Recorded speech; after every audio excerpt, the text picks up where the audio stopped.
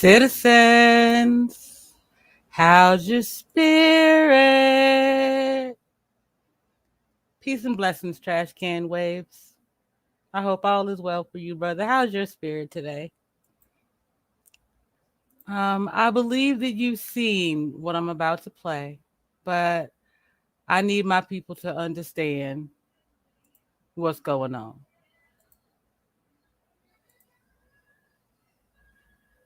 Heard just a guy who gives a I was hoping to be able to get you over here, but I didn't know how I was going to get it done, so I appreciate you letting me know that you'll be listening in. And when you have an opportunity, I'm going to go ahead and I'll drop the link, and if you can, I'd love it if you come up and have a conversation.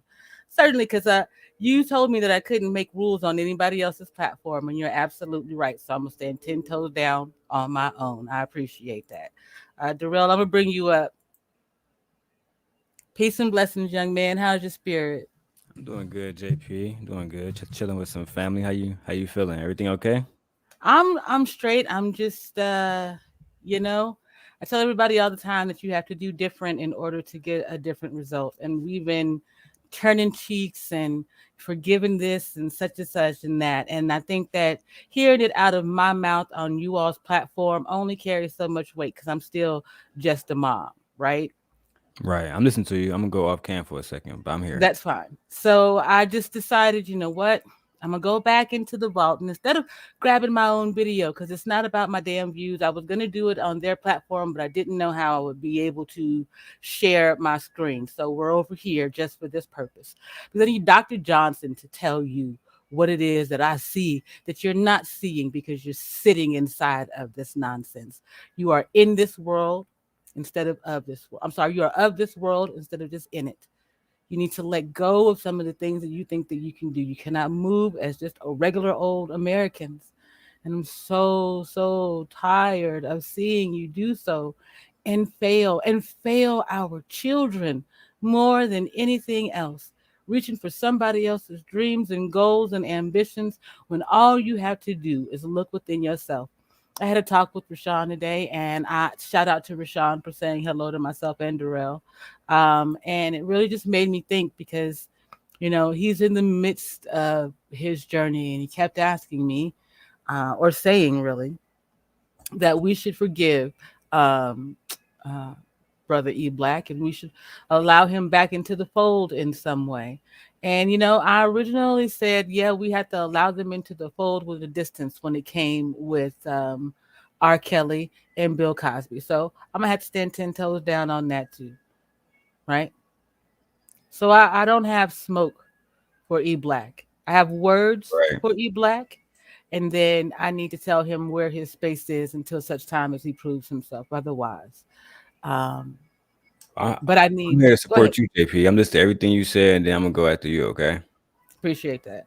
Mm-hmm. Um, but I need Dr. Johnson to make it clear. I'm not going to make anybody watch this entire video.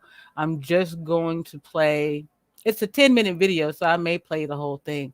But I need you all to understand that someone else has to be involved in these situations. If you can't see the title of the video, it says set up, shot in a 32-month coma, then wakes up to a baby. All right. So Darrell, before we start the video, because I might let it play, I might stop it. I don't know yet. Is there anything that you want to say or that you feel like you need to address? Not really. I feel like I addressed everything on the show. And I addressed everything in private too. Like I said, it was real fucked up to say something like you said because everything started with him. You was the one who said something that was fucked up. And then, the whole thing about me ambushing him, the reason why I could never agree to that is because I never ambushed him. Like just like I'm doing like right now in the background, I'm smoking, I'm chilling, right? Yes. I was invited here, you know what I'm saying? I didn't Yes. I did I didn't invite bro over to my live. I didn't. And it wasn't trying to be hostile, but if you're gonna come here, you're gonna come in my house. That's why I use David Duke because David Duke has a permanent position about people like us.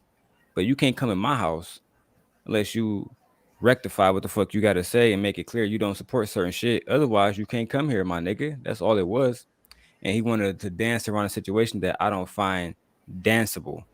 Yeah, it's not just apologize and just he could have simply said, I don't support what I said. I support Asian and Oriental people, et cetera, Korean people, and it's over. But he didn't do that. And I'm glad that brother Rico said that he was beating around the bush, he was dancing around it, and it's not your first offense. So I'm already thinking like, all right, you little hoe ass nigga, it's not your first offense. You done did this over and over and over No, again. no, no. God help me. My bad. No, don't use the N word. My bad. Thank I'm you. sorry. I won't do it Thank again. My bad. Appreciate that. Okay. So look, y'all. I just want you to understand what you're not seeing every day in the news. I just sat and spoke with a young lady who spends more time on social media than I actually do, and I'm the content creator. But she was like, "I've never seen this video. I don't know." She's even watched my content, helps me make the things, and still hadn't seen this or didn't remember it. So I want you to see and understand that there's always someone else involved in this situation. You need to understand that there could be intent in these things. Given enough opportunities, it's actually going to harm you in a terrible way. So I just, you know what? I'm gonna be quiet. I'm gonna start the video, and if I have to stop it, I will. Yo, never take light how cruel this world can be, most particularly for black men. Be prepared. Make sure you cover yourself, watch your six, and work with other black men to make sure that we have some type of support system for each other. Because ain't nobody else trying to give us one.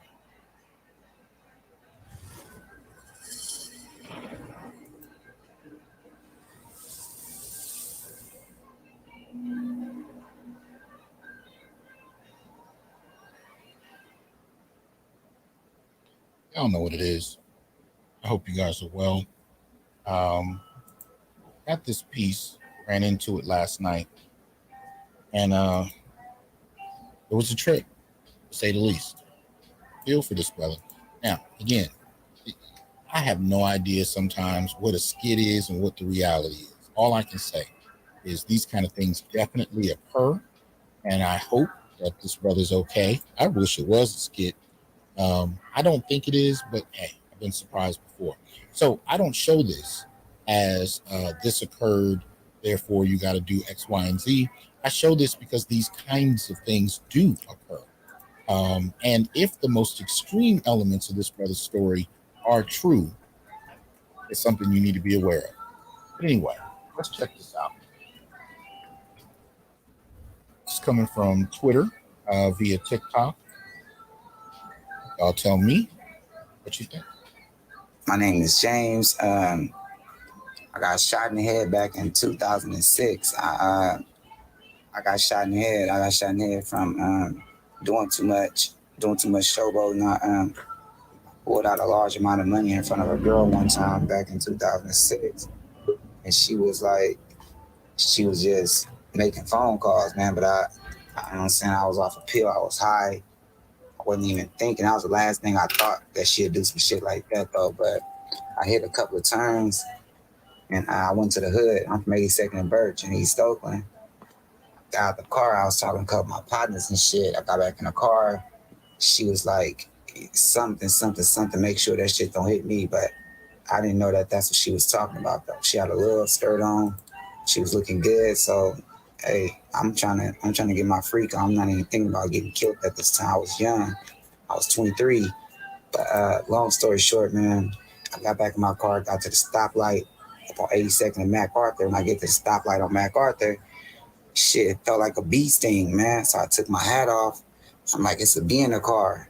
She hiding up under the dashboard in the passenger seat. And I'm looking at her, I'm like, man, don't start tripping off the pill. She like, I ain't tripping off the pill. She like, somebody just bust at your car. It scared me when she said that shit because I looked up. My sunroof was broken. The sunroof was broken, man. I just got hella sleepy. I just started laying, putting my head back, and hella shit started rolling from the back of my neck. I did like this, and it was blood. I don't know what made me do it, but I stuck both my fingers like this into the hole in my head, and I was playing with it like, oh shit, I'm shot in the head. And I was still able to talk and everything, though. But somebody opened the door and punched me in the mouth, man. And they punched me in the mouth and knocked me out for 32 months.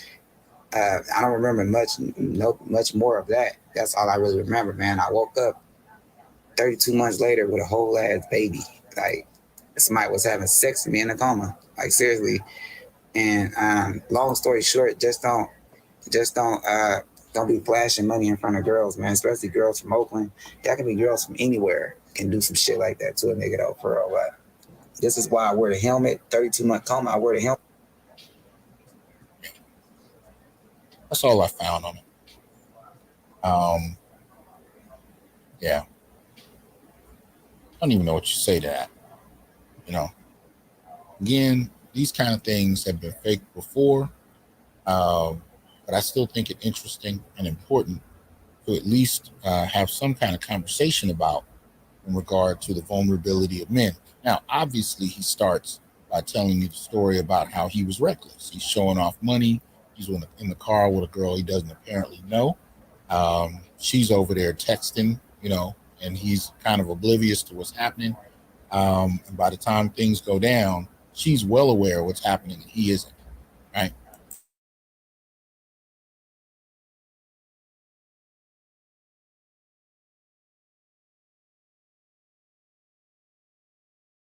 The audio off, JP. Audio off of the doctor Now, on this is video. interesting, Thank and you. it's Okay, today is June 1st. Please say your name and spell it. I'm God, G-O-D.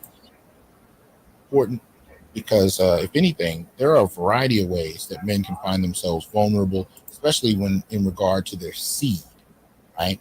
Where, it can be as simple as one's girlfriend saying, yo, I'm on the pill. You've been with her for a certain amount of time. You trust her. And she can, you can be violated along those lines, even though nobody considers you violated. And both men and women and society will pretty much look at it as something you just shouldn't have done, despite that you may have been manipulated into it. But it can go to a whole nother level. We've talked about this before, right? Where you can be drugged and someone can have sex with you, get pregnant, and hit you up for child support. So these are things that can occur. I haven't run into too many cases that I'm aware of where somebody is in a coma, but that's not impossible. We've heard about those issues with women, right? Where women can be in a coma and wake up pregnant or having had a child on one level or another because they've been violated by caretakers, male caretakers, whatnot, who may be violating them sexually. But I haven't heard a lot about that. We've seen it in movies like Kill Bill, although she wasn't pregnant, she was being violated, right? But I haven't heard it too much about males, and I'm going to look into it because I'm curious. Not necessarily, again, saying that this piece is incredibly accurate, but I, if he is acting, I give him this. He needs an award because he's good. I didn't get the impression he was putting anything on, but anyway, there's not a lot to be said for this other than to be careful. Mind your environment, mind where you are. If you're rolling around a hood you don't know, you really need to be conscious of what you're doing. You probably don't need to be there unless it's something serious, unless you got somebody there that can guide you through. But rolling through areas you don't know, especially poor areas, flashing money, flashing the car, all of that, that area is dead. Leave that alone. Okay. Excuse me. So there's only about 3 minutes or so left, maybe 4. That gets the majority of it out. I want to first of all, Marcella, yeah, you had to drop out. You didn't connect all the way. So if you want to come back up, you're more than welcome to. Anyone else who's here and would like to come up, you're more than welcome to. The only thing that I want to say, and then I'm going to give it over to you gentlemen, is my question is this: what is it going to take to get you all to put you first in the fight, and then make sure that your umbrella, covers all of us? Trans us, gay us, weird us, disabled us. If we stand up and say black, and black men stand at the forefront, what is it going to take for you all to put you in the front and first in the fight? I'll let Rico go, and I'll go in whenever Rico ready. Hold on. Mm-hmm. There you go. Oh yeah, I'm sorry. I did that. That's a tough question, and it's probably a question that we've been wrestling with for some time. But I do have hope.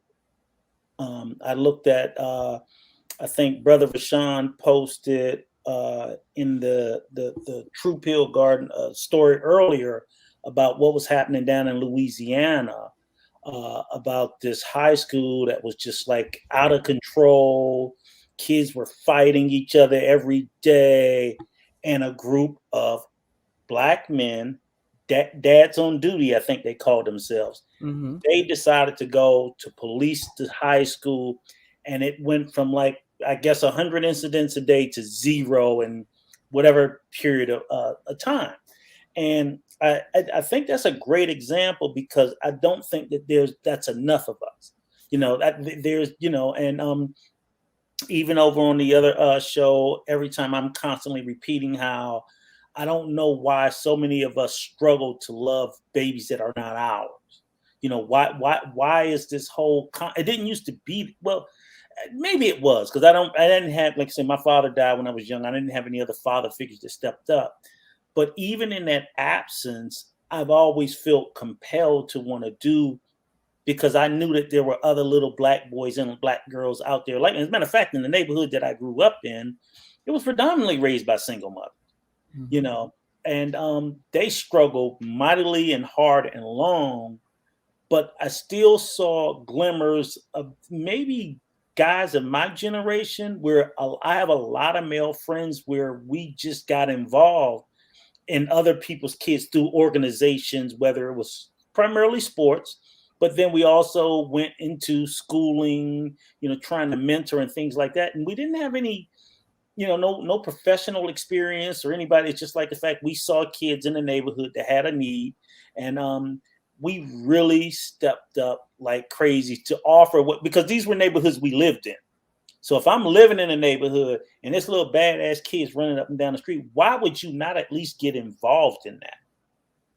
And that's what I don't understand is there are a lot of neighborhoods where these, you can't just, I'm gonna mind my business, but eventually that business will come to your doorstep. It's almost better that you get involved so you can sort of take a preventive measure. Ultimately, you're protecting your home at the same time that you're out there in the street, getting involved, helping these kids, covering these people in the neighborhood. Granted, nobody's bulletproof. I'm not asking anybody to be out there like Superman to get all shot up and get killed. But there are things that I think we can do and we should be doing, like you said, JP, to cover at least your immediate area of people, and I do think that there's a certain portion of we're in our community, we got to speak up, so like I said, the whole no snitching thing, like, nah, I wouldn't be out there just telling on people. But if you just tearing my fucking neighborhood up recklessly and shooting up every day, and I ain't into it, you call it whatever you want. Yeah, I'm snitching on your ass. You call it whatever you want, because you're putting everybody at risk. My mother, my sister, my children, my grandchildren. So, and like I said, I'm not in the gang. So, I mean, in the game. So it ain't a code that I need to adhere to in the first damn place. I'm all for minding my business as long as you're not causing harm to the area that I live in. And my kids shouldn't be afraid. I don't want to be working, sending my kids out there to go to school, and they got to go through a damn combat zone to go to school. Take that shit somewhere else, right. or at least operate your business in a manner that people have to live here. And I think it's so unfortunate that these young men and in a lot of cases some young ladies just seem to think that they can just take over large swaths of the American public and primarily their own neighborhoods. They're not going in the downtown business districts doing that shit. They're doing it in the very area, that they live in. And then, so I always try to look for gentlemen, that's why I say, like with Willie Dean's, like, when I like hearing about what he's doing with the basketball and the coaching and getting involved. And you see, when you do get into sports, you get drawn into those kids' lives 100%. You can't. I want to ask you something. And that's not it. But I'm sorry. No, you good. You good, because this is JP platform, so I'm out of line right now. I just want to ask Rico and everybody else on the platform something. For one, I believe what we're talking about, the reason why JP called us here tonight is to talk about protecting black boys in every way of the manner, physically, emotionally, et cetera. Um, all of you were around when 9/11 happened, right? 2001.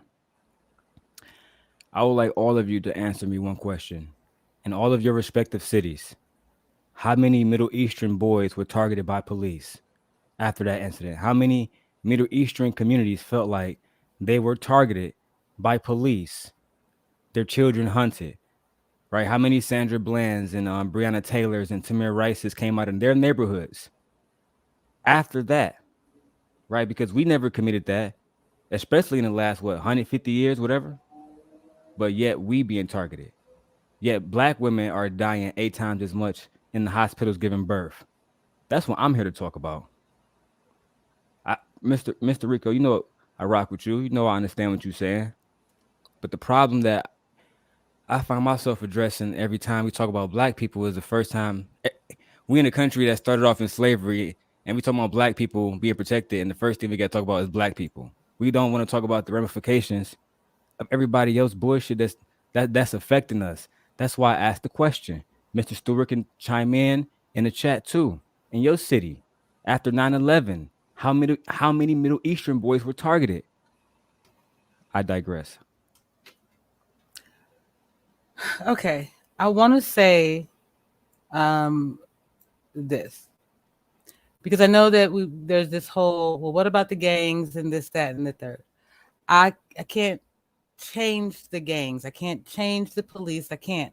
What I can tell you is what I know that worked then that we are not doing now.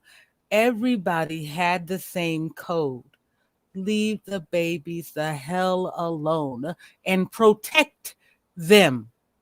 We are not protecting our children anymore. I had the luxury of being a stay-at-home mother, and I truly have to admit that it was a privilege to do so. It was not a luxury. I say that because on this side of it, it feels like a relief. But I was able to be at home with my sons, to pour into them the love that our children need to be able to hold their heads up in spite of all the BS. I had a whole thing ready to go. I don't care anymore. I'm not here for, listen, I could have done some stuff and did some things. I'm over the algorithm bullcrap. Okay? Seriously. We grow, we grow. Do your thing.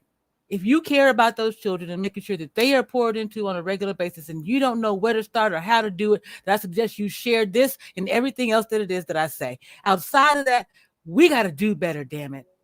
It starts with me, Marcella, Rico, more than anybody else.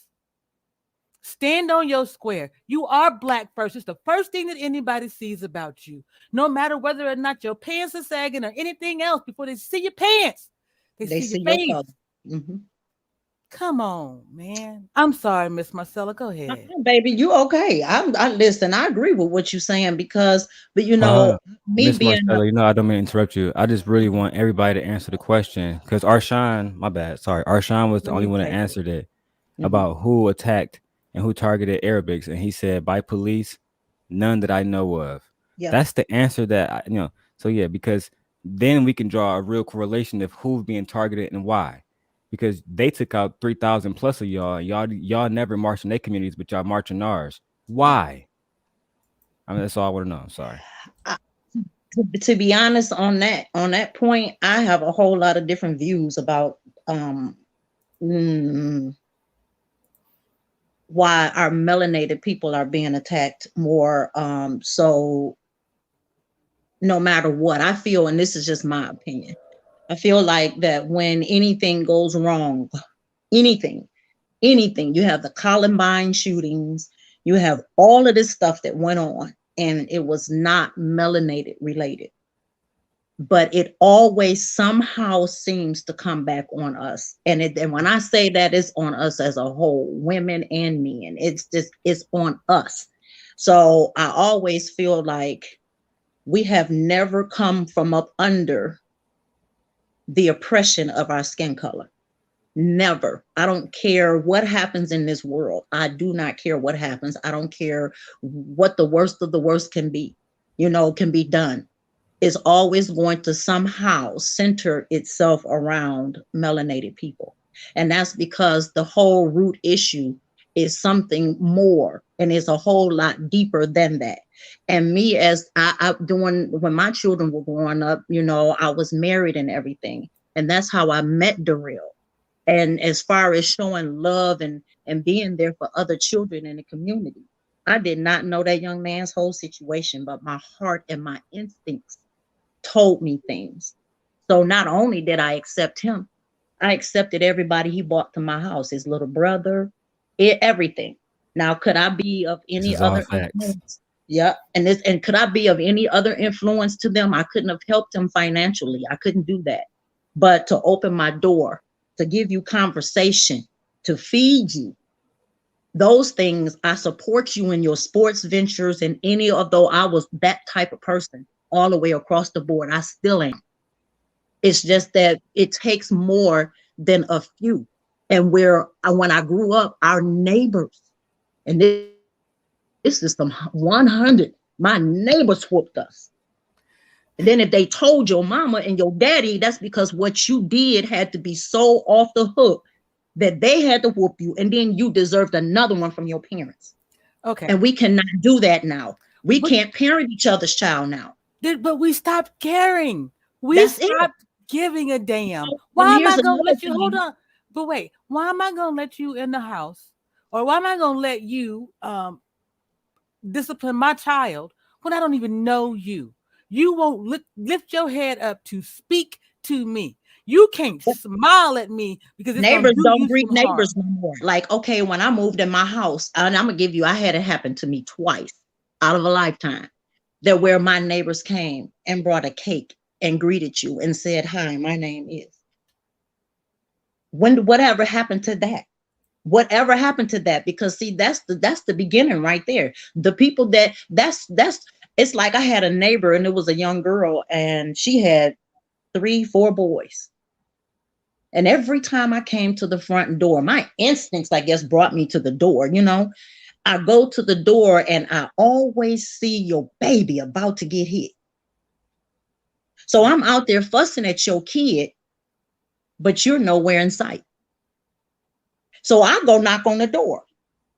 Sweetheart, I don't know what's going on with you and this, that, and the other. And I'm not trying to be in nobody's business. You know, I'm right next door. But every time I come to the door, I'm seeing your baby follow the oldest one.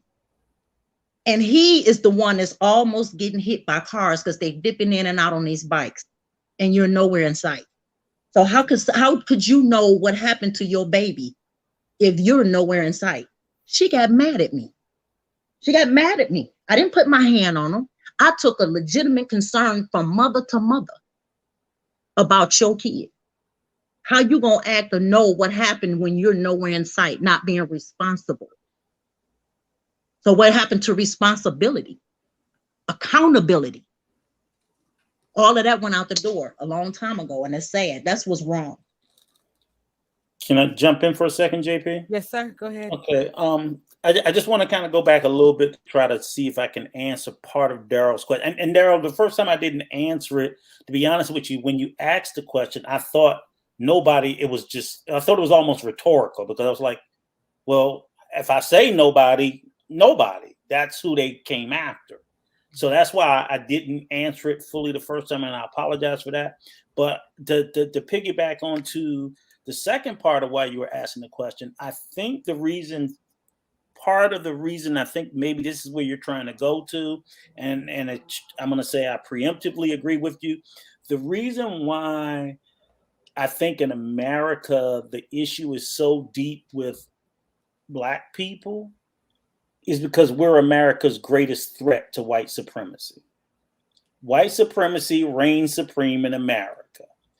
And for America, they're more threatened by the 13% of African Americans who have endured this bullshit for millennium than they are the Middle Easterns, who, although they were that threat that day and they still continue to be a threat.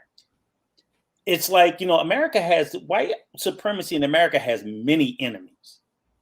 And I think we're the closest to them That's the biggest threat to them.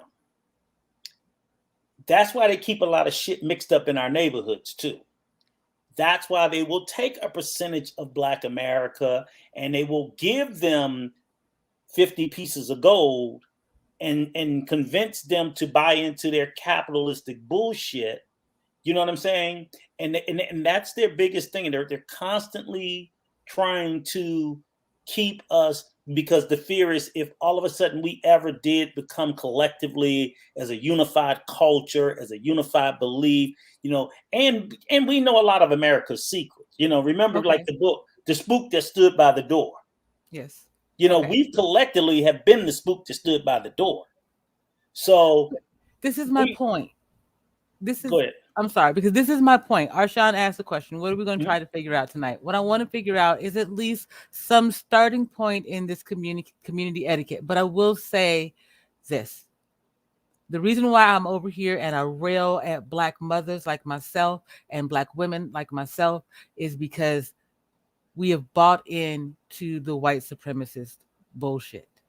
We have bought into the bag. We have bought into the look. We have bought into the hopes and dreams of shit that you can never achieve in one goddamn generation, let alone the last ones that have been suffering through so much BS. We've got to do something different, which is why I've asked each one of you gentlemen, when are you going to stand on your square and put young Black men first? Because they are the ones with no voice, no agency, and no chance without someone who looks like them standing in the mirror every day, telling the same thing that I am telling these mothers and holding up little girls accountable to them for. Yes, you yes, what yes. I'm saying? Yes, I hear that. That is what I want. But JP, Black men have bought into it as well. Yes, they do. Which is because what is of the gynocracy. Right, which is what is part of the problem. Again, is exactly, but I don't want you to get lost on the fact that it's just one side of it's just the women. If the men are just as conflicted, because as I said, that's how they keep our community stirred up. They give these 50 pieces of gold, and then we're quickly, the few they give the 50 pieces of gold, they're ready to fucking, oh, well, I got mine. You know, fuck everybody else. And as they say, they close, you know, that's the same thing the immigrant communities go to. They slam the door behind them after they get in. And that's those little measures of success. And they just, they like, you know, it's like, I always tell people like the whole bullshit, anybody can be president. I'm like, no, anybody that they let be. No, fuck no, anybody can't be. So that's capitalism as a society. It dictates who's going to be in the upper class, who's going to be in the ultra wealthy class. You ain't get, if they don't deem that that's where your ass is going, you ain't going. I don't care how hard you work. So all that bootstrap bullshit and all that. I love you, Daryl. All the hustles in the world ain't gonna get your Black ass in there if they don't want you in there. Right. Agreed. We're gonna let Marcella speak, and then I'm gonna answer you. Go ahead, Marcella. This is one thing that I think is really the biggest problem. And I just had this conversation yesterday. I think the problem lies, it goes so much further back than we are looking at. We're looking at we go back only so far, but I feel like a lot of things and things are the way it is. And the reason that, and I agree with, what's your name again, hon? The gentleman? What's his name? Rico. I'm sorry, Rico. I agree with you on a lot of things when it comes down to it, but I feel like it kind of goes back a little bit further than that. I think it goes back to when we really were oppressed during slavery times. And the reason I say this is because everything that we have learned, besides it being in a textbook, it was a taught habit. So the mental taught habit, because they were broke back then and we were broken. See, and all we did was gain strength through our as the times came, and move forward, and people eventually broke out of all of that. But you still carried a lot of it with you because they stay on your neck with it.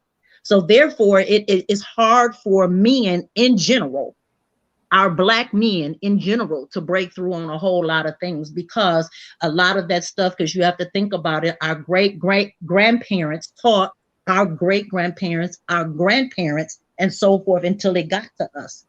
So if they didn't break some of those habits and things, I feel like that is where our root problem is. It lies there. And until that can be fixed, see, it has to start to break and stop the generations. It has to start to stop somewhere. Somewhere. One question I want to ask, because I think, and again, I go back to the Capitol, because there used to be a point in time that I'm aware of, and as I say, it's taking it further back, as you said, Miss Marcella. There was a point in time where a black man in this country, that there were the vast majority of us, our soul could not be bought. You know what I'm saying? Yeah. It was like, it was more important, because the one thing when we got out of bondage and freedom, we fought for so hard to want to be a fucking man.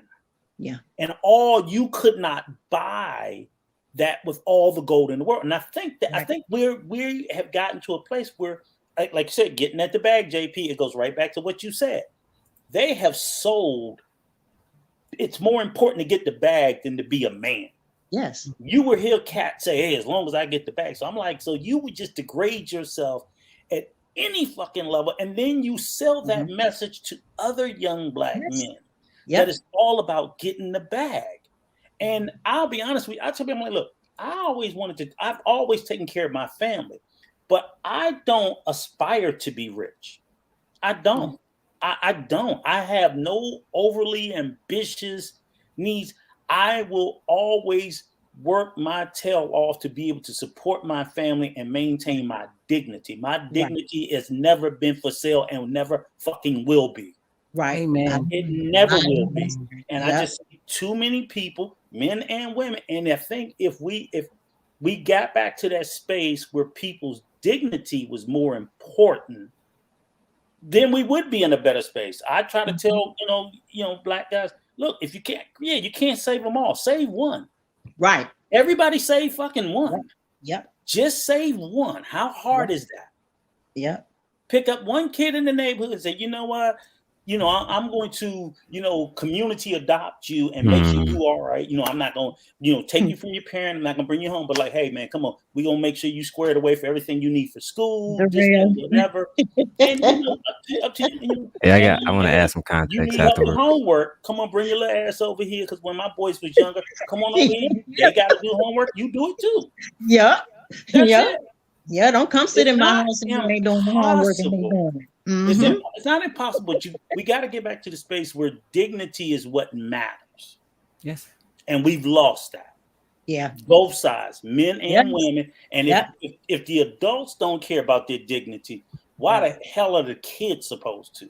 And they're growing up and saying, look, I got this undignified mother, this undignified father, if they're even here, and every other undignified person in the neighborhood, because they are out there twerking and slanging and everything else. It's kind of hard to blame them. Yeah. I'm done. I'm gonna go whenever you're ready, JP. Yeah, I'm gonna let y'all go. Darrell and Mr. Stewart. Mr. Stewart, I don't ever fuss at the chat. I don't ever fuss at. I keep Darrell in check very often. Just one night, let the conversation be had so that we don't have to have it anymore. How about that? How about we get through this as black grown-ups and figure out how we can put down some rules that everybody, the 13 people watching, leave here and can put into effect. Can we do that, please? Right. We love you. We love you, Mr. Stewart. Boy, I don't call black men boy often, sir. Go ahead. My God. Listen. In all genuineness, I agree with like 99.8 of how Rico feels. Right. The thing that we differ at is if somebody told me it's gonna be a dark path, but you're gonna free black people from every shackle that you can ever imagine, I'll take that path. That's just me, right? And as far as dignity goes, I like to give an example, right? I like to give an example of what's currently going on. Let's say with the Fenori family, Meech, Terry, etc., etc. They give examples of how Meech and Terry, before they really created BMF, they was teenagers, and their father worked 17 years at GM, right? He was about $60,000 late on the like their foreclosures and all this stuff, like their mortgage and everything, right? And what he kept trying to tell his father, and and the wife kept saying, this is not something that you can fix with adding a few extra shifts. And we got a lot of problems like that we try to fix by just adding a few extra shifts. No, we need something dramatically. We need a dramatic example here. Hope you're okay, JP. We need a dramatic example here. We need something big to happen. So what did Mish do? You know, Dad, I did make $50,000 in the last 2 days. Here, I paid everything. And he said, no, that wasn't right. You got to go. So what I'm saying is, like, the reason why I continuously bring up those two brothers, because though some people would say what they did was undignified, I think that it's undignified to look at black men in a space where they were slaves, in a space where many of them apply for jobs and they try to do it the dignified way, and they end up being called bums and deadbeats because they sitting around waiting for a job to give them opportunity. These brothers saw their mother $60,000 down, about to be put out of her house on the streets, and said, no way fucking possible. Call me undignified, call me unholy, do whatever you want to do, but my people is going to be taken care of. And I respect that, because I believe if we took care of black people like that, we will get through the promise gates, but we're making too many compromises, right? We go on a football field and we want to hit people nicely. Why can't we blitz every play? Let's go ahead and blitz until we win, because we, and all this is why I mostly agree with Rico. If they was playing by the same rules, even remotely, I'd be cool with that. But they blitzing us like a motherfucker. You know what I'm saying? They going crazy on us. Dang, bro, you came for the women, kids, and everything. Dang, bro, Sandra Bland. Damn, bro. Dang, bro. We was trying to be passive. We was praying for y'all. We was kumbaya. Y'all playing it dirty. Dang, bro, this been happening the last 400 years. Damn, bro. Y'all haven't learned y'all lesson. Dr. King. Right? I asked somebody the other night. I said, if Dr. King was like a black president to us, right? Let's say if I did something tragically to one of the presidents now, right? But I didn't show up. Y'all couldn't find me for the last 30 years. I pop up 40 years later. Do America let me go? Oh my God. Hey guys, that happened 40 years ago. He good. Or do I get prosecuted to the full extent of the law? Right? Because that's what they trying to tell us. Be dignified and forget that this shit happened to y'all.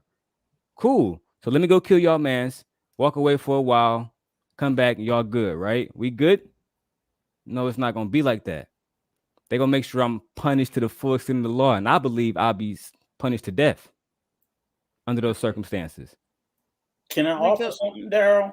And Yes, sir. I'm going to get you to that other 0.2% in agreement, okay? So when you said that, you know, and you spoke about the BMF and so on and so forth, first and foremost, let me be clear. I'm not so rigid or as inflexible as you, that I understand that sometimes, yeah, you know, you have to do things outside the norm. So I don't in any way necessarily think that every time someone does something outside the lanes of the legality of the illegal American system, that it's a bad thing. You got to do what the fuck you got to do. And I also know crystal clear, you know, while I am not a proponent or in favor of people selling street narcotics, I personally don't find them as wildly much more illegal than these fucking pharmaceuticals that are being pushed. And that's what the white guy side. So, you know, in my mind, it's almost easy to make the equation that, hey, they're just a small businessman. Except for the fact that, okay, they're not really fucking doctors. So I don't know if what they're really putting out there is all that safe. But then again, the stuff in the pharmaceuticals is killing us too. So I don't necessarily, you know, I'm not pushing a narrative that when guys get out there and they got to make their hustle, I know where we came from and in those times. And if that's what they had to do, that's what they had to do. So I don't begrudge or hold a strike against them for that. Now, if they get caught, that, you know, they got to deal with that. But what I'm saying is, when I speak about dignity, I'm talking about where, you know, we now today, I'm not even talking about the guys that selling drugs. I'm talking about even some of our artists, you know, the shit, you know, so I'm talking about even musicians who, to get the bag, will do all kinds of fuck shit and will throw themselves and their whole community under the bus to get the bag.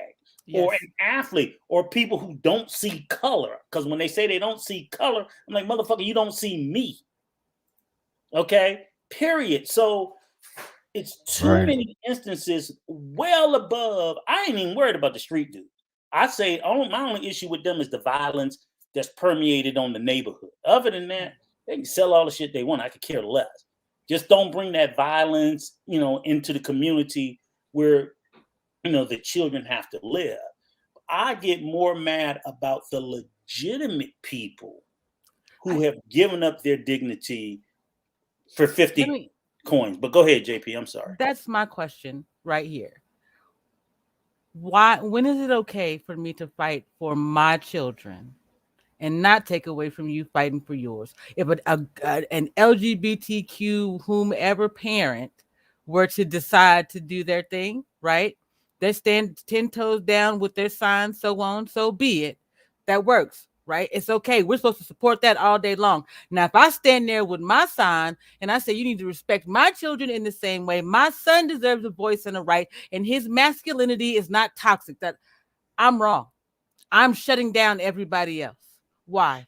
Prime example How of do I what stop you it? said. You know what? I don't know, because here it goes. A prime example of just what you said, the Dave Chappelle incident, right? So it was one white guy with a sign saying that he supports Dave Chappelle, but all the workers had walked off and all of that stuff. They literally blocked him, attacked him, but he's exercising his freedom of speech or doing the same thing that they are, that they all attacked him because he was not with them. And that's what it is. I think part of it is because people feel like you can feel like what you stand for is right because that's you and that's your right, that's your word, okay? But you're not supposed to look to the left or to the right of me and be upset with me because I beg to differ. And that's the problem. Nobody is respecting freedom of speech from one another, period. I don't feel like they're respecting it, because if you and we're all on this platform having a conversation and we're all respecting each other's opinion on it, which means is offering enlightenment, because you might say something and cause me to rethink some things. You know what I'm saying? But that's not happening. And that's because it goes back to where I said from the beginning, shut your mouth, people. Shut your mouth. Shut your mouth. You really don't have a voice. That's why they mess with the voting systems, everything, because you don't really have one. And they don't. Let me ask you a question while we're on the free speech thing, because I was just thinking about it. And I'm a free speech proponent as well, but I also know we need to be very careful with it as well, because the only reason I'm saying is I'm thinking of like the basketball player Kyrie Irving. I don't know if everybody's familiar with. Hold on. What game? Hold on. I got flagged for just saying. I literally got flagged for like 2 videos for just saying his name. His name is associated with that one thing. I don't even want to talk about. Okay. Yeah. I didn't know that was that, man. Wow. Well, there's a gentleman. Let's just call him number 11 from the Nets. Okay. There's a gentleman who and the whole issue I was getting at about thanks, Daryl. Good catch. The whole issue I was getting at ultimately was sometimes people can take a position to be a contrarian just to be a contrarian. So if you're going to take an opposite side of something, and it's like, yes, please, if that's your belief, but then sometimes it's sort of like for example, somebody say, okay, this is gay pride. So when I hear people say, oh, this is gay pride month, and then somebody want to come up with a white pride month, I'm like, come on, what is that about? That's just creating another side, just to rub the nose. Or when people want to say, "Oh, we're going to do White History Month because there's Black History Month." It's but like, see here, they take advantage really of the believe fine line. that. They take advantage of, because I feel like it's a fine line there. It's a very like a hairline, and I feel like they take advantage of it, and that's because you take it away. Then it's like, oh, but I have freedom of speech, but that don't mean be a butt. Right. And nobody wasn't even trying to take nothing away from you. But you just, I got my kid, think about it. Your kids sometimes would do that. Yeah. one did something, then the other one would do the complete opposite Yep. to say, or like, well, he got away with it, so why can't I get away with it? You be like, you gotta be kidding me. Why do you guys do this shit? Okay. Right. So that's just my position on we got free speech. I get that, I support it, but don't take a contrarian position just because it's against something that you wasn't marching for before. Right. So the minute they come up with pride, pride, gay pride month. Oh, well, I'm gonna come with straight month.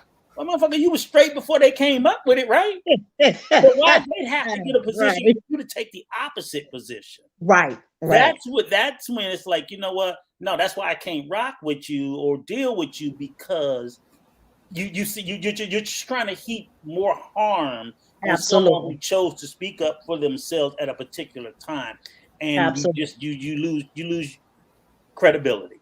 Right. Absolutely. Okay. Here's the thing. I don't want to take away from anyone else's voice. I want to be allowed to have my own. Period. No more, no less. Just accept that when I speak, it has the same weight as your speech, but it does not take away from your speech. Absolutely. You do not have to agree with me. You just have to allow for me to have a voice and to be heard. After that, it's up to everybody else to do their own thing. So my goal here, like I said, is to find an etiquette. So if we can agree that we're not worried about the gangs, so to speak, but we know that we need to deal with gun violence as an issue. So we need to come together as a community, and we can agree that we don't look our neighbors in the eye. And we can agree that we don't talk. November 1st is coming. I am willing to put up a challenge to my people to get them to look at and speak to one another, and to do the extra heavy lifting of editing and throwing up videos every 15 minutes if I have to, that say exactly what it is you need to do in order to begin to heal our community by speaking to one another. Good evening, my vivid life. Everybody who came in, I apologize I haven't spoken. I would rather just keep the conversation going. There's generations right here. I want this conversation to keep going. So again, I ask, what's the thing that we do before we leave here tonight to say, hey, I challenge you to do such and such. Talk to your neighbor, look them in the eye, and let them know that you are there for them and stand 10 toes down on it at the first step. I can say I already do that. I have So what is it? I have a neighbor. She was a client of mine as well. I do hair too. So she hadn't been around, so I talked to her, and she told me she had got sick or whatever. But she called me the other day and asked me for a favor. And she's like, I don't have nobody else to help me. I got sick with that stuff, and it affected me to the point to where now I have to rehab and I can't walk. I have to start to walk all over again. And I'm having a package delivered, and my son gonna be at work. And you the only one that I really talk to. You know, the man across the street from me is mad at me. So I wanted to know if you could help me. I said, I got you. And my spirit brought me to the door. At the same time the UPS man was pulling up, she had put directions in. I told her, tell him to do this, knock on the door, they'll set it in the door. She did all of that. He didn't do that. I watched him. He didn't even bother to knock on her door or anything. So I called her and I told her, your package is there. She said, I didn't hear him. I said, I know, because he didn't do what you asked for. I said, it's okay, I'm on my way. When I got over there and I got the box, I saw another box up under her bush, which was from CVS. So I got the box off the side of the house and I went to take it in the house. And my heart just broke, because I saw that she really is messed up. Really, really, really bad. It's really bad. So I'm looking like, oh my God. And it instantly hit me. I'm so thankful that I just went on and did it, just because, you know what I'm saying? And she my neighbor. I had no clue she was in that bad of a shape though. So you never know just by saying hi what happened. I have another elderly neighbor. Her husband died. He used to be taking care of her lawn. I bought mulch and had the guy down the street put it down in front of her. Okay. Let me It's okay. No, I'm going to focus the question and ask you though. It's not just saying hi though, right? What is Mhm. it in your hi? What is it that you had to say or do within that hi to get her to understand that you were going to be there 10 toes down? Do you Can understand? can I My speak as a recipient of what she was okay. doing from the other side Okay. Mhm. as a young person? Because that's also gonna be my answer too. Is people ask me all the time, especially older people, why most of you guys, not you guys specifically, but why most older people can't reach us before the streets does. And I tried to elaborate that using Terry and Meech.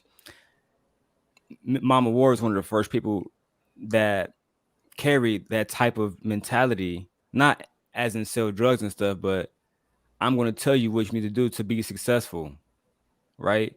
And if you're hungry, come here. If you need help, come here. It's not too many places. Like, we can really beat around the bush, but how many black men can say that if they get put out their house, they got somebody else that's basically a stranger that's going to take them in and give them advice and give them a place.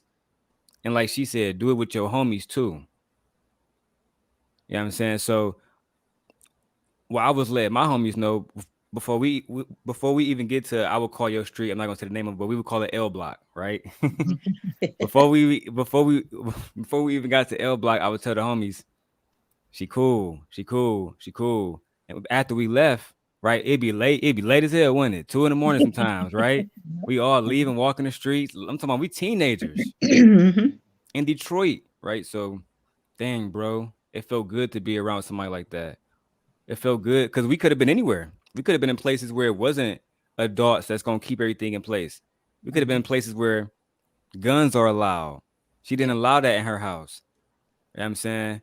We could have been in places where um the sexualization of women was allowed.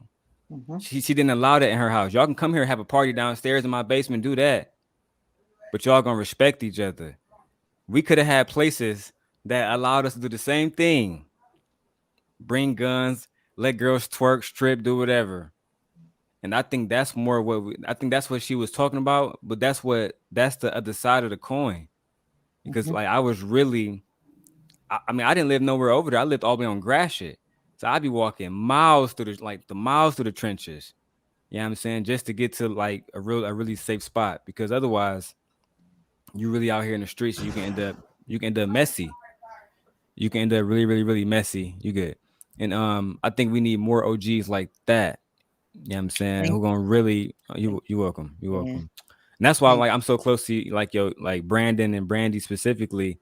And because we was always like that too. Like Brandon was always tough and tough and tough and tough and you. tough. You know, and people perceived him to be whatever they want to perceive out of him. But after they got to know 5 minutes of him, they understood he was smart, he was tough. And he was also very moral too. He Yep. wasn't that's all I'm gonna say. That's all I'm gonna say. That's all I'm gonna say. Okay, Yep. you guys. So you give me a Rick, challenge. I want to say, JP, I'm sorry. You give me no, a challenge, then I'll do it. Okay, huh? Because I already do that. So I'm that's why I said it. I literally already do that. And no matter who it is. So and my door is always open. So I have an open door policy even still to this day. So you give me a challenge, then I'll do it, is all I can say. Okay. okay. Um, Queens. Rico, I'm gonna give you a chance, you guys, and then I'm gonna play a theme song so y'all can get out of here with it. But I don't know. We'll see. Anyway, the whole point is I want us to walk away with that understanding that if Darrell says that what it was for him was that we were willing to let them be young men with enough space to be adult but boundaries, and that's what I'm asking you to do. I am asking you, I know what it is that I'm asking you to do. I'm open, I'm asking you to unpack your bag and open up your porch. I don't know how to do that on everybody else's balcony, but I'm gonna tell you what I do on mine. You take it home with you. When you Mhm. see young men out here in the street, look them in the eye. Hey, how you doing, young man? How's your spirit? If you need anything, you can come sit on my porch anytime and unpack your black. And if you need to explain it to him, brother, I don't care if you're talking about pussy or peanuts or pool. Whatever it is you need to get through, that's what we're going to talk about. But I need you to be able to do that where you feel safe, because when you leave this space, there is no safe space. Mhm. I understand that. Give young Black men, young Black people, but specifically boys, Yep. a safe space. That's it. And You I'm won't just, give them, you won't. That's it. Go ahead. I know that was for Rico, but because it's either we have people like that that's gonna watch over us, or you're gonna have Meech and Terry's of the world that's gonna come. Hey, bro, I got a brand new Benz for you. I got rollies, protection. Nobody gonna fuck with us. We strapped over here. Mhm. So, and that's the only options for us. That's how it seems for a lot of people back there. That's why the OGs, for me, I always just like, that's why I said to y'all on the platform, even if I don't feel that way, once y'all say do something, that's it for me. That's it. Mhm. That's fair. Go ahead, Rico. You're muted. You. Sorry. I'll make this the last one because I keep forgetting to unmute myself. And again, like I said, what Marcella said, I have to admit, I've fallen off of being and then in the neighborhood I live right now is a very diverse neighborhood. There's probably nothing for me to do here because mostly everybody in this neighborhood that I currently live in, I mean, like maybe like the 8 to 10 blocks around, they have parents, they're very involved, the kids are into everything. So I could only mess one of these kids up and get in their way. But the other neighborhoods in the city where I come from, because I'm a little bit out in the burbs now, but I still, go back and forth. And to be honest with you, there's the neighborhood where my grandkids live in the inner city, DC. They're the hood. So, and I used to, live there, and I used to coach, football there and everything. So all the kids I coach, they got kids now, so I go down there and I'm like, the kids I coach, they're fathers. And I'm really proud how most of them have turned out, even the ones who remain there. When I come down there, they're like, Coach Rico, I'm like, yeah, the neighborhood's still a little wild, but I get that little bit of level of respect from them and their parents still. And I try to, so now I probably spend more time trying to continue to coach the generation that I did coach as fathers, to try to get them as much as possible to emulate some fatherhood, left, because I think that's just as important. As much as it is important for me to go down there and try to help with some of those children in those neighborhoods, we got to coach, because JP, you're all, almost my age, probably not quite as much. And I'm not sure, Miss Marcella, you probably look to be 20 years younger than me. But nonetheless, 54. we need to 54. coach fathers how to be fathers and mothers how to be mothers. Because even if I went down there and helped a bunch of kids today and left, next week, then I come back down if they still have all this toxic nature in their household. And there is, and I go down there, those, some of those households, and I don't blame a lot of the mothers, because I'm like, they're in the space that they're in for whatever reason. I don't even blame the father. I don't blame anybody. I just like, it's just fucked up, period. At this point, it really doesn't even matter whose fault it is.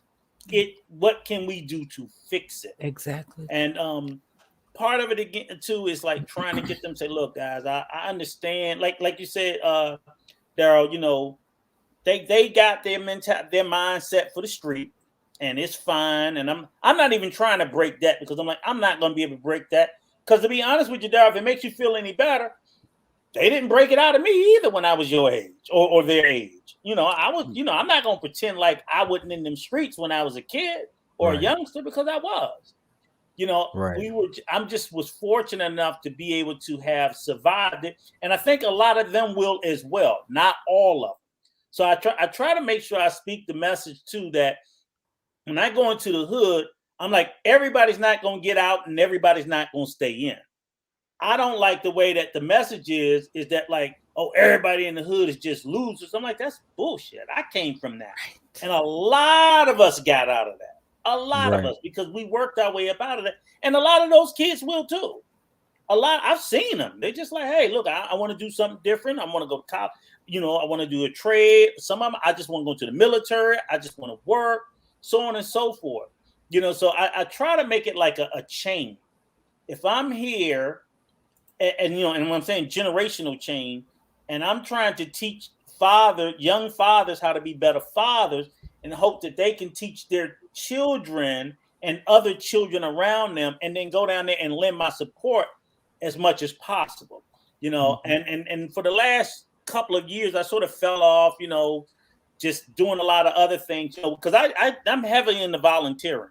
That's a big thing. And I try to preach that to my kids. And I do still volunteer several times a year. But before, I used to do it just like year round. I would like finish up with this organization and then start helping out with another organization, whether it's a soup kitchen or whether it was elderly. I like volunteering.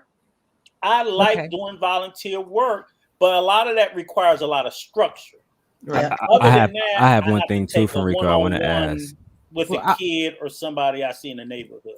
Okay, I'm going to give you better, and apologies for where I'm at now.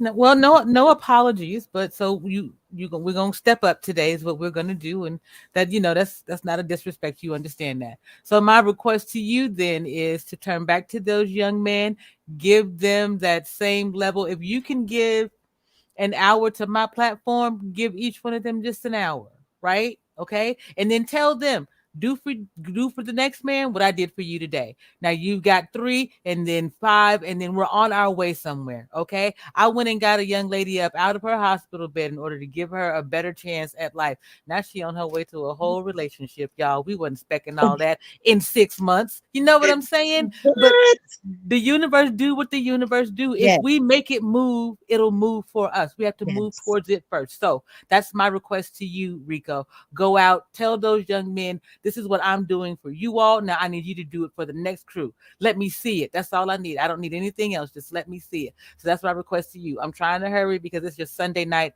I don't usually cam up on a Sunday night because I want to respect everybody's time with their family. But so yeah, that's my request for you, Rico. Marcella, I gave you yours. Knucklehead, you go ahead and say what you got to say to Rico, and then we'll talk. Go ahead. I was about to say, I put it in the chat. I just want everybody to look up the story of a young man by the name of Robert Yummy Sandifer. He's from Chicago. If you really want to find an image of him quickly, he was on Time magazine. He was 12 years old when he died. The most recorded kills in Chicago history. Because the gangs got to him. And the reason why it's good to have a young man that age do stuff like that, because you can't be prosecuted as an adult. So I can do a million different crimes. Can't be prosecuted as an adult. The gangs knew that. Used him for a long time. Oh, he's 12 years old now. We got to get him out of here. Robert. Yeah. Okay. It's on the Chicago Tribune. Yeah. It's a major story. It's a major story. That young man was failed by the Black community. I mean, I'm not gonna go like any more into her story, but he was absolutely failed by every part of the Black community, the gangs as well. Absolutely failed, and I'm not even gonna talk about his death. It's absolutely horrendous. Okay. But you guys have a good Sunday. JP, I'll be talking to you soon. Yeah, we're gonna have a good night. Boy, it's such a mess. All right. I appreciate you gentlemen so much. Darrell, you weren't going to get away from your homework before we got off this platform, though, because everybody needs to know.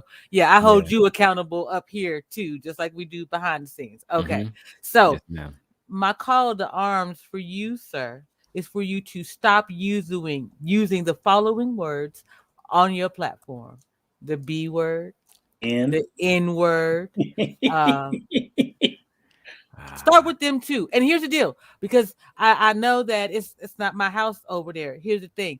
When you think of it in your head or when you slip up and do it, so I know that you are doing the homework, I would like for you just to go ahead and stop right there and knock out 5 push-ups, just 5. Just so I know you remember that in my head, I'm not supposed to. You want to see me do them? I'm going to knock them out. Hey Daryl, question. Daryl, have you ever worked in corporate America?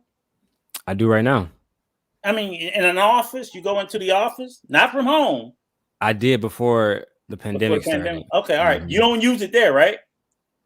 Absolutely not. Exactly. So the same way you code switch, because I just say, look, and the reason why I'm telling you, Daryl, is You ain't I have standing the on same your problem. toes. I have that same problem. But when I go into that corporate space, click. Now I still slip and use some profanity, but I don't use the N or the B word. Because I'm like, we know that'll get your ass up out of there quick. Oh, you know that's over. It's just, and I have a problem with that too. But I know, I said, well, maybe. No, absolutely not. Absolutely not. You just know. It's over. I don't know why, but I'm as bad as you. So JP, I can't break him because I'll be over there on his channel using it with him. No, okay, well, so then no. That's everybody challenge. Then I can put 2 for 1. What I miss? All right. What did I miss? Here it is, Miss Marcella. My challenge for Darrell was to not use the B word or the N word anymore, but then Rico went ahead and told on himself, dry snitching on a Sunday. So now here's the deal. Okay. I challenge all of my people, especially if you are over the age of 30, shut it down. Full stop. No more use of the N word. No more use of the B word. Joking, lovingly, friendly, homily, none of it.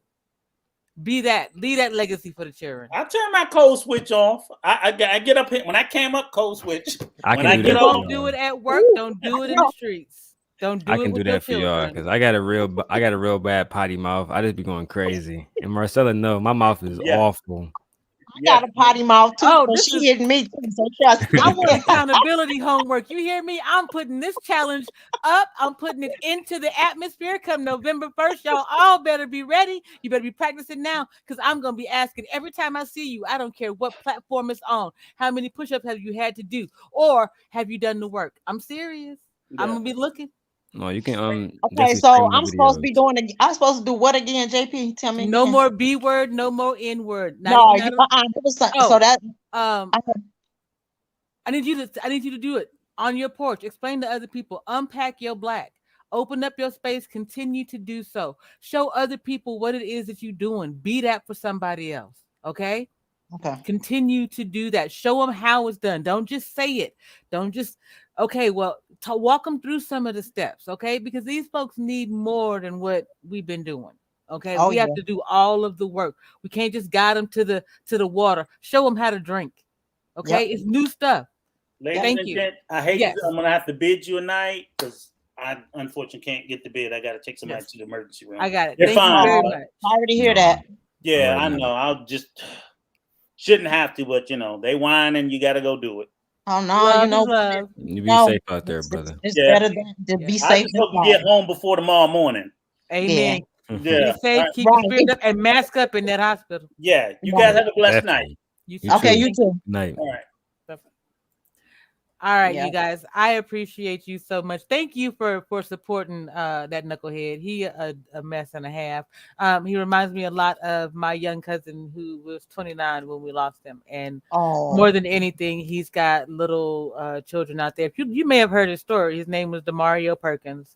And his family, his father's side of the family is from Detroit. So you may know his story, but my thing is he left behind a baby who was a day old, and I will make this platform stand for that little boy. So I need everybody to pick up the challenge of going back to your community and doing more and saying less of the negative shit. So that's my goal. I'm a missionary as well, so I'll be doing a lot of so just know. That's why I said you give me a challenge, and then I just have to honor that because it's a lot of things that I'm already doing that through my own personal growth I had to start doing. The word tells you that the Most High holds you accountable to the more you know. So the more I grew,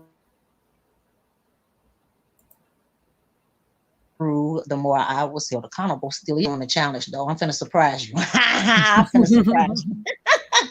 Exactly. We're gonna work together and surprise everybody. So we're gonna do that. We're gonna do the Unpack Your Black challenge, and I appreciate you. I will put that in there, but I appreciate you very much. Thank you. Problem.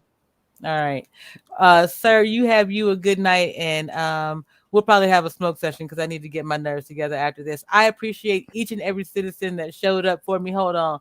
I got to play one theme song so that I can make sure y'all ready for whatever challenge it is that's coming. Because, we got to do something different. I'm ready for change. I just want to see us do better. My kids they got to keep their innocence for so long, Darrell. It was so important to me. And I think that we forgot that that's what's necessary more than anything else, is that those children have a future. So that's I my agree. goal. I agree. Good, because this our theme song. I feel the master. I feel y'all ready? They ready? Well, come on. Y'all ready? They ready? This your shit. We ready?